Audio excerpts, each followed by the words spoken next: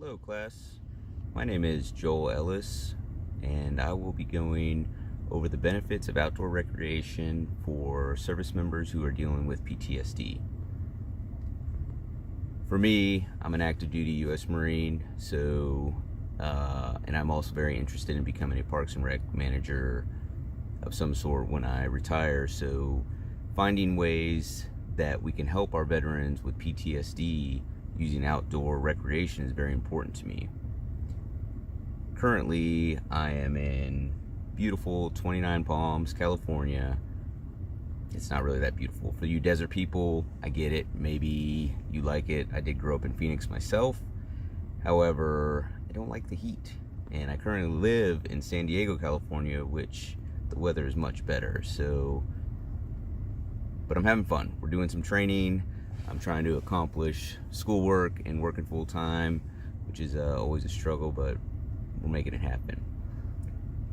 So what is PTSD? PTSD is post-traumatic stress disorder.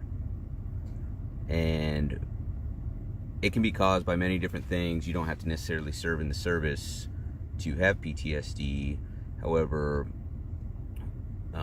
in the military, we are having more and more cases of that every year. They're currently saying that 22 veterans, whether active duty or retired, take their lives every day from PTSD. And I feel that we can decrease those numbers through outdoor recreation. And that's what I'm going to cover today. If you have my slideshow, which I will submit with my video, then you'll be able to follow along with this. So back in 2011, Dana Erickson published a paper calling Exploring Possibility of Outdoor Recreation to Promote Mental Health in Veterans with PTSD. So what she did is she reviewed 5 different articles to try and conclude what, if any, benefits outdoor recreation has for people with PTSD. One of her notes, we can quote her, is: a portion of the studies reported significant positive results when measuring outcomes that are commonly challenging among veterans with PTSD, including improved social interactions, decreased depression, anxiety, and increased self-efficacy. So that right there kind of sums up what she found in all the different articles that she reviewed. That's just one that shows that yes, outdoor recreation can benefit those suffering PTSD.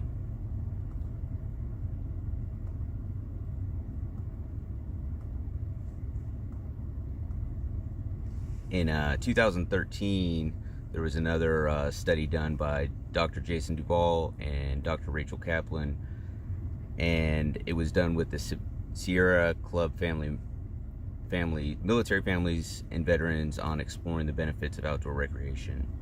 So what they did is they partnered with 4 different organizations and offered 12 different programs in military wilderness to see what the benefits might be for the service members.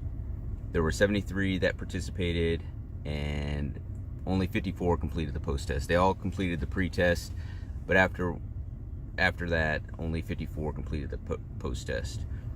The results showed on all fronts, showed improvement. However, it's perceived that if they took the same post-test 6 months later and didn't continue any type of outdoor recreation, then they probably wouldn't have that much of an impact overall. So a lot of these studies, what they do is they give a pre-test and they ask them a bunch of questions about, how are they feeling mentally, how are they feeling with their happiness, and if they're having any types of stressors or anything like that. And then they do the recreation, and then they'll give them a post-test and ask them the same questions, and that's kind of how they measure if it was a success or not.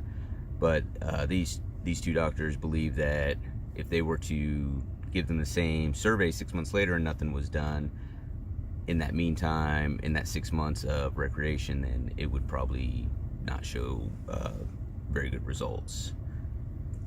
In my PowerPoint, I got one of their graphs, and it just kind of depicts on, where their levels were at. They were all pretty low, and how they were feeling about themselves, and then it shoots way up, and then it goes on to what the changes are further down the line. So in 2013, there was Dr. Elizabeth Jane, and she did a study on how psychological well-being among veterans with PTSD can improve with participation in outdoor recreation. Now in this one, I put a table in there, and it basically shows the statistics of it. And they studied a lot of things like the anxiety, depression, stress levels, fear and sadness, and all that type of stuff. And they came up with these numbers based on the questionnaires that the participants filled out. So they had a baseline done, and then at the last day they did another survey. And what that showed was the stress levels decreased, the depression decreased, the anxiety decreased, quite a bit. Now they did a follow-up a couple months later, and those levels started to go back up, which proves what the previous doctors were saying on their theories, that the benefits wouldn't last unless you continue to do those different types of recreation things.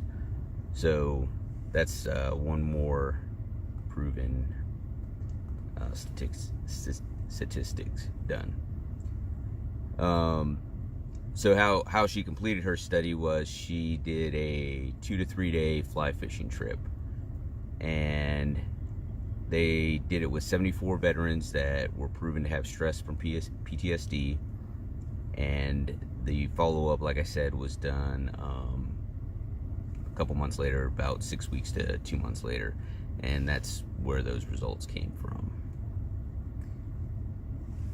Moving on to a different type of recreation study that was done, and it was done with the therapeutic horseback riding.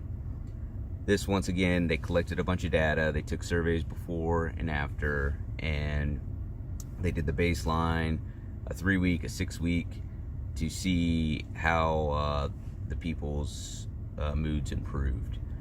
And same thing, baseline, kind of high numbers, and then after the 3 weeks of riding, they had decreased, and then they did a 6-week follow-up, and they started to increase back to those baseline numbers. So just another study that was done in 2018 to back up that.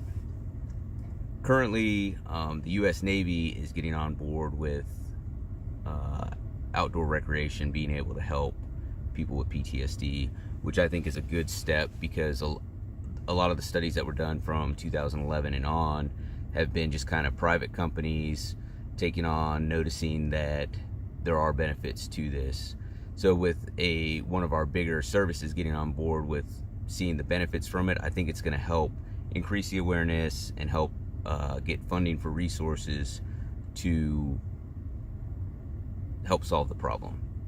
So the current study that's being done is a 3-year study that's involving 118 surfing participants and 43 in different hiking groups.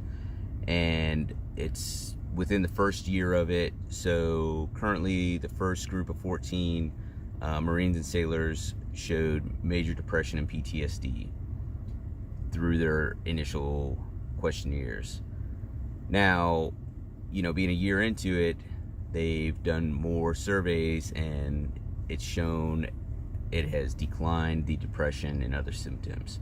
So this is a big win for us, I think. And I think over the next 2 years, as they complete this study, we will be able to show Congress and whoever else determines that more funding for the people that need this help.